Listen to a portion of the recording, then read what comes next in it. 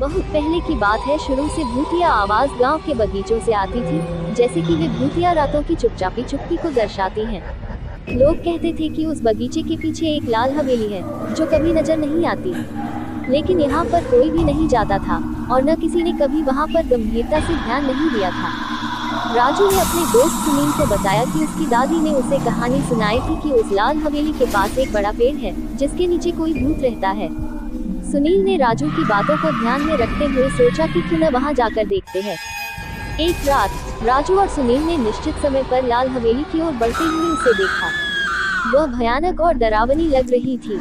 वे धीरे धीरे आगे बढ़ते चले गए और फिर एक बड़ा पेड़ देखा, जिसके नीचे एक भूतिया जैसी छाया है। राजू की गर्दन की रोमांचकता बढ़ गई। चलो हम उस पेड़ के पास जाते हैं, उसने कहा। पर उनके पास बढ़ने के बाद उन्हें कुछ भूतिया आवाज सुनाई दी।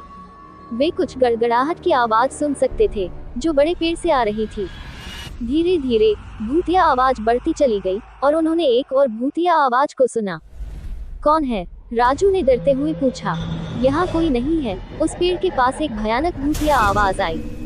राजू और सुनील ने एक दूसरे के साथ चिल्लाते हुए पलट दिया। उन्होंने अपनी कहानियों की यादों में भूतियों के साथ अपनी पारी खो दी थी। वे अब एक और दिन के लिए इस पेड़ के पास नहीं जा सकते थे। दिन की आधी तारीख उन्हें याद है, लेकिन वे जितना भी भूतिया लगते हैं, उन्हें बगीचे में वापस नहीं जाने का कोई विकल्प था। राजू और सुनील की निगाहें एक दूसरे के साथ मिल गईं और उन्होंने निर्धारित किया कि वे जितना जल्दी हो सके घर की तरफ से, वे जल्दी से अपने घर की ओर दौड़ गए। उनके दिलों की धड़कनें अभी भी गहरे धरने पर थीं। राजू और सुनील को लगा कि वे कुछ भूतों की समझ में नहीं आते, लेकिन उनके इस भूतिया अनुभव का असर उन पर गहरा पड़ा था। घर पहुंचने के बाद राजू ने अपनी दादी से उस लाल हवेली के बारे में बताया। उनकी दादी ने उन्हें साहस और सावधानी की महत्वपूर्णता की बातें सिखाईं।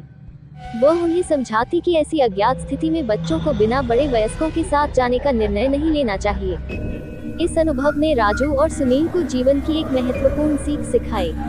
वे समझ गए कि भूतों की कहानियों में विश्वास करने से पहले वे सभी तथ्यों को गहराई से जांचने की आवश्यकता होती है। वे अब भय में नहीं बल्कि समझदारी में आगे बढ़ने की तैयारी कर रहे थे। इसके बाद लाल हवेली की कहानी गांव के बच्चों के बीच एक चर्चा का विषय बन गई। लोग विभिन्न कथाओं को सुनाने और अपने अनुभवों को साझा करने लगे। इससे उन्होंने न केवल अपने जीवन में साहस और समझदारी